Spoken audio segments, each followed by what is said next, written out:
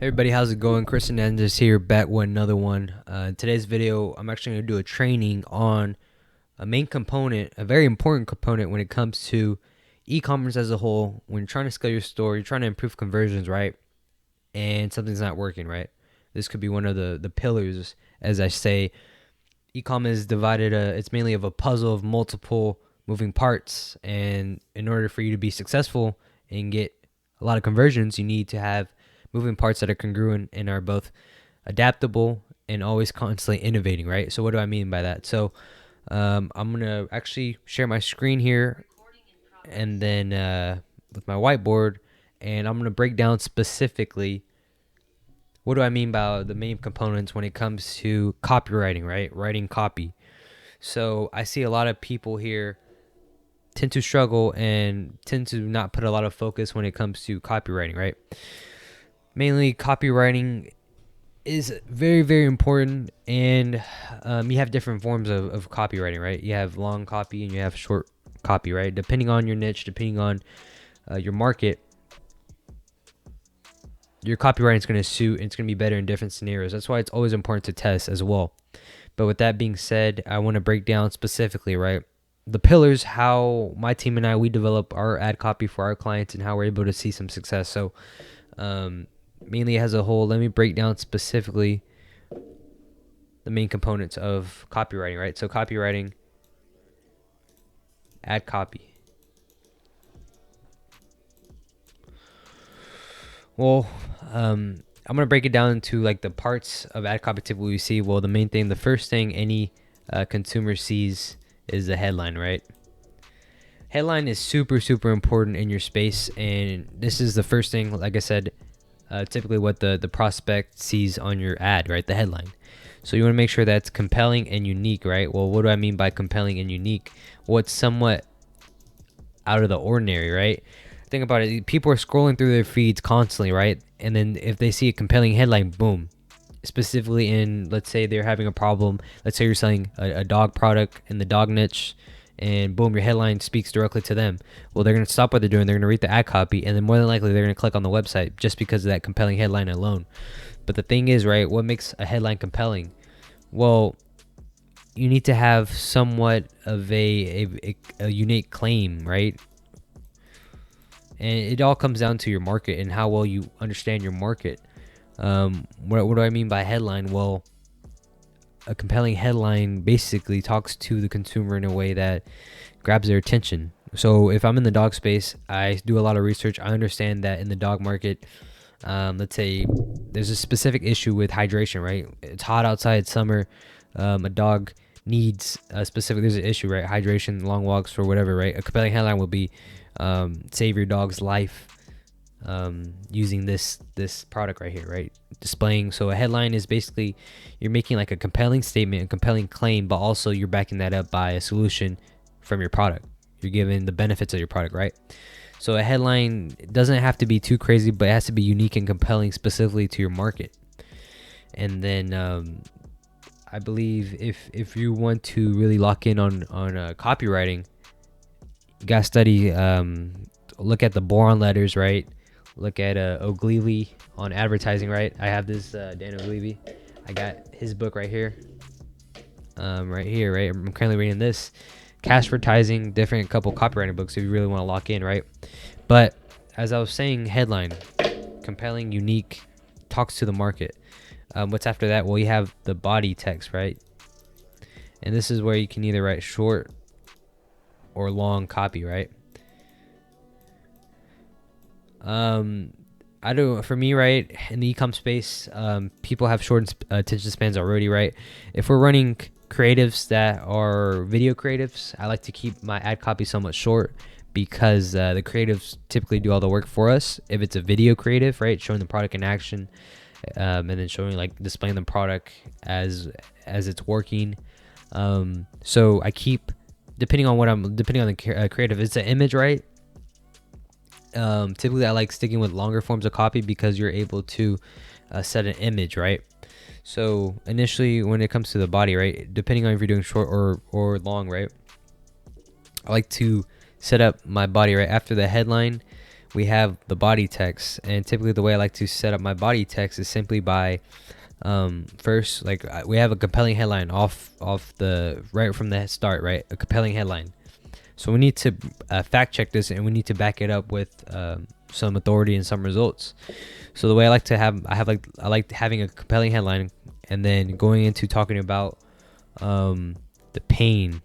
I like tapping into the pain of the market, right? From your research, you should be doing a lot of research when it comes to your market. Once you understand the pain of your market, you're able to tap into that. So you want to tap into that pain, and then right away, boom, offer a solution, a benefit that what your product offers that they can't live without, right? And then you want to list off at least 3 more benefits, or actually 2 more benefits. So you have 3 in total, right? So you have, boom, the pain of the market. Then you have benefit, and then typically right after that, I like to initially have like I believe it's like some sort of social claim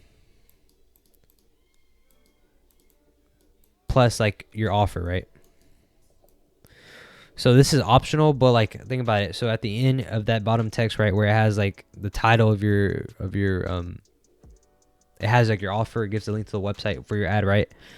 I like having like a social claim that is something against the norm, plus like your offer there, plus like the solution there. So you have the problem throughout the text. You listed all the problems. You gave out the benefits of your product. Boom, you have a social claim, and you lay out your offer. So that just attracts the client or the prospect, and they see, boom, my solutions to all my problems are right here on this ad. If I just click on it and I already get a discount, boom. The offer depends on what part of the funnel you're at. If it's at top of the funnel, I have one campaign that is broad targeting. I have like not optimizing for conversions, and then I have a second campaign that is optimizing for conversions. And over there, I'm laying out the offer. So just depending on where you're at, the social claim is somewhat optional, but typically I like it because it's going against social norms, and it causes somewhat of authority and causes people to stop scrolling because it's against traditional way of thinking. And then having the offer there just lays it out, boom, discount code. Like it's more enticing and gets the prospect to click on the website.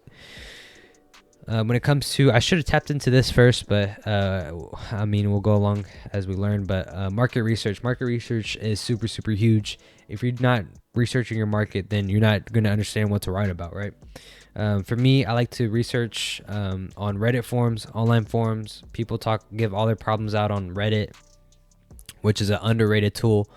I also I look at other people's what competitors are running their ads, what sort of ad copy they're using, but also for market research. Typically, I'm just looking at competitors, looking at what the people are saying on these online forums, what the comments are like, and then I'm taking that, using some of those keywords, and then applying it into the ad copy. Market research, you should when it comes to writing ad copy, 80% of your time should be spent on the actual researching of the market, studying keywords, what are people saying, what words do they use, why do they use those words, and then the 20% should be spent on writing the actual ad copy. I want to tap into this a little deeper. I don't know. I want to make this training somewhat short and concise, so it's not too long and over the top. I believe I tapped into, let me see here, Facebook ads library, right? I want to share specifically how some look at like the top brand, right? If you're in the fitness ecom, you of course Gymshark, but look at their just ad copy in general, right? Super, like when they have, that's what I was talking about, why I like using short ad copy on creatives that are like video creatives, because typically, right, you watch this creative here, and then it basically shows it in action what they're doing, and then the ad copy is just there saying, look, this is what we offer. So when it comes to creatives, but when you have like image creatives, I like doing somewhat medium to long form copy, because you can ultimately display a vision that the reader or the prospect can only see for themselves, right? So ad copy in general as a whole, there's more to it than what I want to tap into, but I want to keep it in general super concise, but somewhat valuable, because and I don't mean that like ad copy really just like ad copy, successful ad copy just comes down to how well do you know your market, right? The ability for you to know your audience better than they know themselves. Like I said, I shared some books with y'all. Ogilvy, The Boron Letters, Cash Advertising. What else do I have? I have a couple other books there on my shelf, but as a whole, those are super, super important.